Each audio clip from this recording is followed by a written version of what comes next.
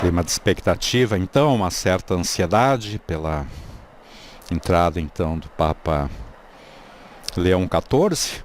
Temos essa alegria, então, na igreja, novo pontífice. Passamos de um momento de lágrimas, da sensação de perda com a morte do Papa Francisco, e quase que experimentamos, então, aquela explosão de júbilo e de alegria, então, quase que uma Páscoa do Senhor. Sempre recordamos, estamos ainda vivendo o tempo pascal, quando ouvimos, então, o proto-diácono anunciar da sacada central da Basílica de São Pedro: Habemus Papam.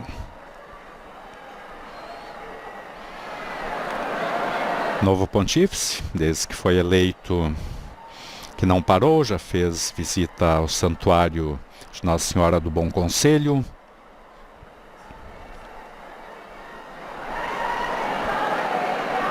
Já foi até a Basílica Santa Maria Maior, já rezou diante do túmulo do Papa Francisco.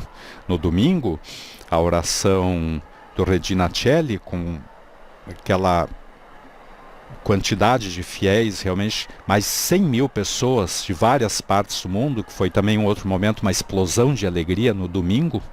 Não se esperava até um público tão grande. Então, realmente, essa alegria continua contagiando. E agora, preparação, então, para no próximo domingo, 18 de maio, a missa, então, de início do pontificado do Papa Leão XIV.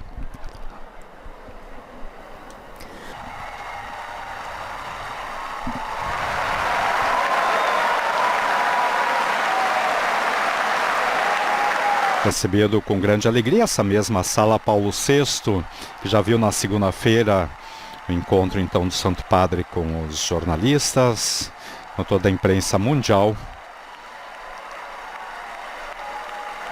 que fez a cobertura, então,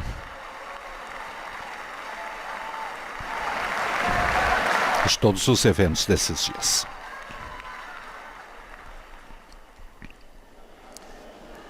Nel nome del Padre, del Figlio e dello Spirito Santo, la pace sia con voi.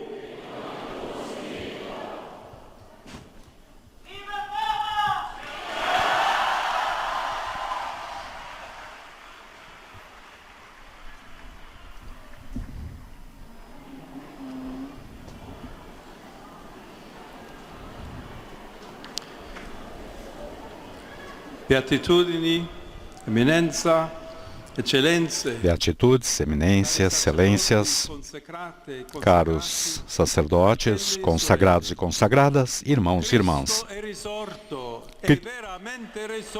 Cristo ressuscitou, verdadeiramente ressuscitou. Vi saluto con le parole che in molte regioni l'Oriente cristiano in questo tempo pasquale. Saúdo-vos com as palavras que em muitas regiões o Oriente Cristão repete incansavelmente neste tempo pascal, professando assim o núcleo central da fé e da esperança. E é belo vê-los aqui, precisamente por ocasião do Jubileu da Esperança, no qual a ressurreição de Jesus é o fundamento indestrutível. Bem-vindos a Roma.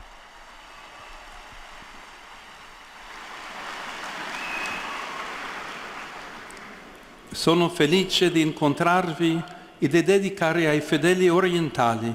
É com prazer que vos encontro e dedico uma das primeiras audiências do meu pontificado aos fiéis orientais. Siete preziosi. Sois preciosos.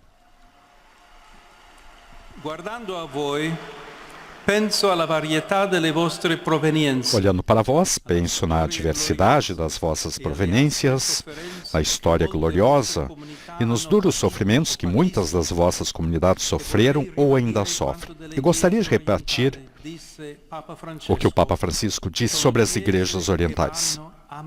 São igrejas que devem ser amadas,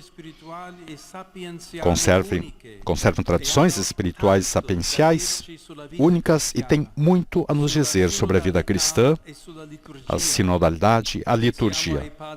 Pensemos nos antigos padres, nos concílios, no monaquismo,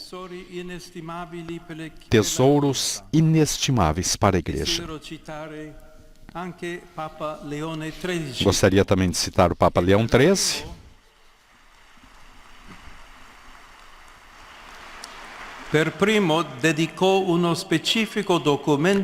que foi o primeiro a dedicar um documento específico à dignidade das vossas igrejas, antes de tudo pelo fato que a obra da redenção humana começou no Oriente.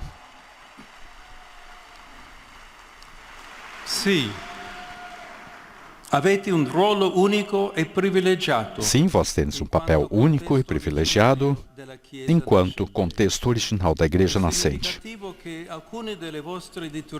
É significativo que algumas das vossas liturgias, que estáis celebrando solenemente nestes dias em Roma, segundo as várias tradições, ainda utilizem a língua do Senhor Jesus. Mas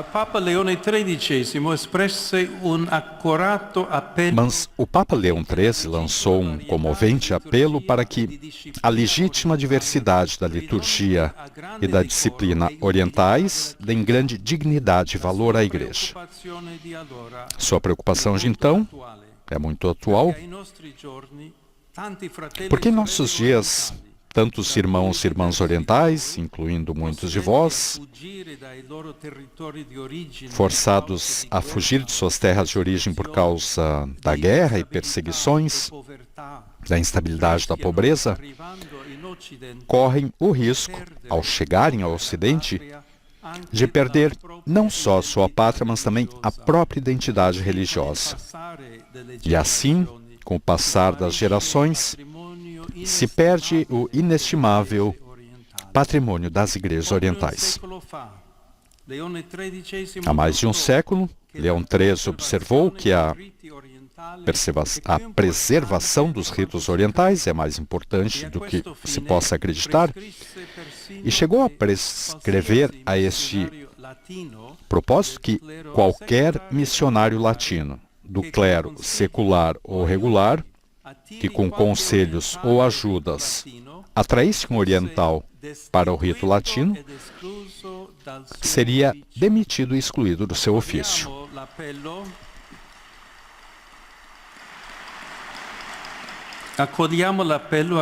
Acolhamos então o apelo para preservar e promover o Oriente cristão, sobretudo na diáspora.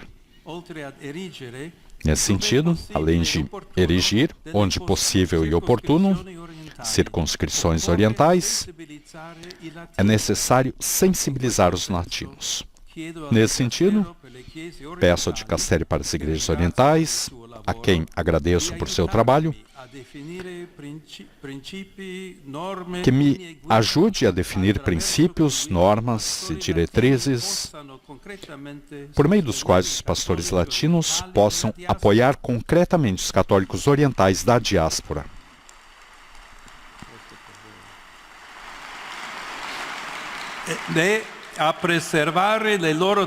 A preservar as suas tradições vivas e a enriquecer com a sua singularidade o contexto em que vive.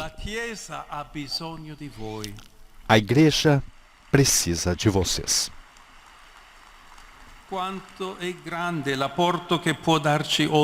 Quão grande é a contribuição que o Oriente Cristão pode nos dar hoje. Como temos necessidade de recuperar o sentido do mistério tão vivo nas vossas liturgias, que envolvem a pessoa humana na sua totalidade. Cantam a beleza da salvação e inspiram o estupor pela grandeza divina que abraça a pequenez humana. E como é importante redescobrir, também no Ocidente cristão, o sentido da primazia de Deus, o valor da mistagogia, da intercessão incessante, da penitência, do jejum, das lágrimas pelos próprios pecados e pelos de toda a humanidade, tão típicos das espiritualidades orientais. Por isso, é fundamental preservar as vossas tradições sem as diluir, quem sabe por praticidade ou comodidade,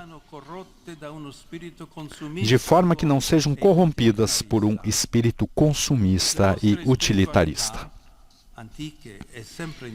As vossas espiritualidades, antigas e sempre novas, são um remédio. Nelas, o senso dramático da miséria humana funde-se com o estupor pela misericórdia divina, de forma que as nossas misérias não provoquem desespero, mas nos convidem a acolher a graça, ser criaturas curadas, divinizadas e levadas às alturas celestiais. Temos necessidade de louvar e agradecer ao Senhor sem cessar. Convosco, podemos rezar com as palavras de Santo Efrem o Sírio e dizer a Jesus: Glória a te che della tua croce hai fatto um ponte sulla morte. Glória a ti, que fizeste da tua cruz uma ponte sobre a morte. Glória a ti, que te revestiste do corpo de um homem mortal e transformaste em fonte de vida para todos os mortais. É um dom a ser pedido, o de saber ver a certeza da Páscoa em cada provação da vida e de não perdermos a coragem, recordando, como escrevia outro padre oriental, que o maior pecado é não crer nas energias da ressurreição. Quem, portanto, mais do que vós, pode cantar palavras de esperança no abismo da violência?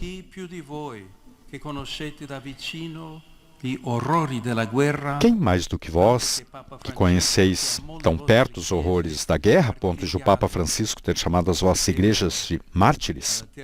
É verdade? Da Terra Santa à Ucrânia, do Líbano à Síria,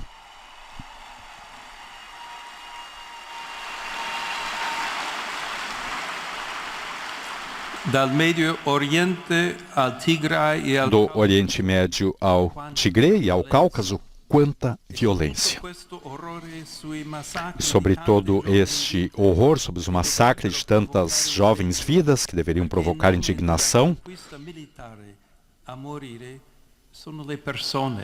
por serem pessoas que morrem em nome da conquista militar, sobressai um apelo, não tanto do Papa, mas o de Cristo, que repete: a paz esteja convosco. E especifica: deixo-vos a paz, dou-vos a minha paz, não a dou como o mundo a dá. A paz de Cristo não é o silêncio sepulcral após o conflito, não é o resultado da opressão, mas é um dom que diz respeito às pessoas e reativa as suas vidas. Recemos por essa paz, que é reconciliação, perdão e coragem para virar a página e recomeçar.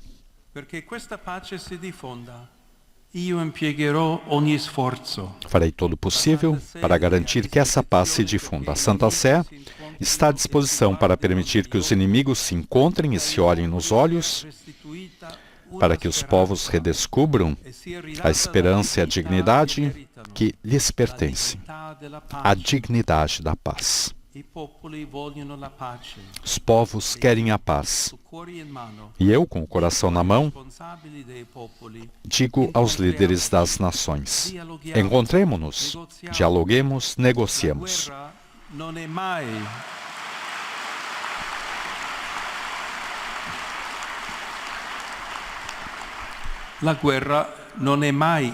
A guerra nunca é inevitável. As armas podem e devem silenciar, pois não resolvem os problemas, mas os agravam.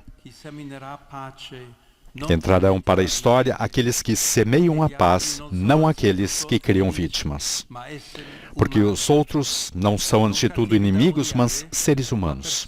Não vilões a serem odiados, mas pessoas com quem falar. Fujamos das missões maniqueístas típicas das narrativas violentas que dividem o mundo em bons e maus.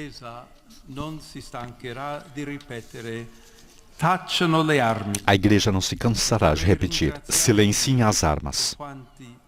E eu gostaria de agradecer a Deus por todos aqueles que no silêncio, na oração, na entrega, tecem laços de paz. E aos cristãos, orientais latinos, que especialmente no Oriente Médio, perseveram e resistem em suas terras mais fortes do que a tentação de abandoná-las. Aos cristãos, é preciso dar a oportunidade, não apenas com palavras, de permanecer em suas terras com todos os direitos necessários para uma existência segura. Peço-vos que vos empenheis por isso.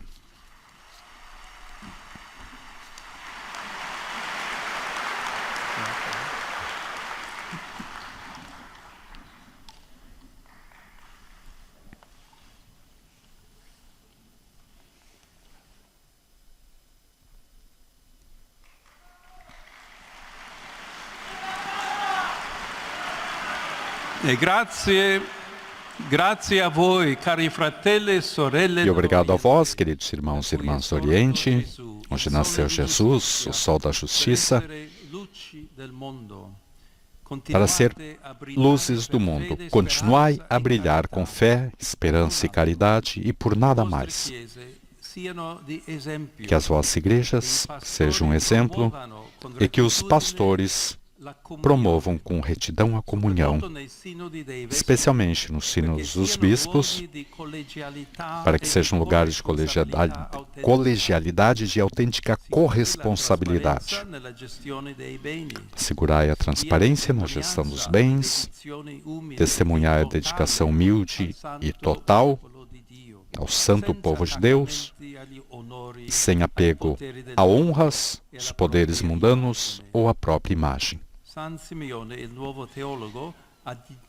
São Simeão, o novo teólogo, dava um belo exemplo disso. Assim como alguém que joga pó na chama de uma lareira acesa a apaga, assim também os cuidados dessa vida e todo apego a coisas mesquinhas e inúteis destroem o calor do coração que originalmente estava em chamas. O esplendor do Oriente cristão exige hoje mais do que nunca que sejamos libertos de toda dependência mundana e de todas as tendências contrárias à comunhão para sermos fiéis à obediência ao testemunho evangélico. Agradeço-vos e abençoo-vos de todo o coração, pedindo-vos que rezem pela Igreja e eleve as vossas poderosas orações de intercessão pelo meu ministério. Obrigado.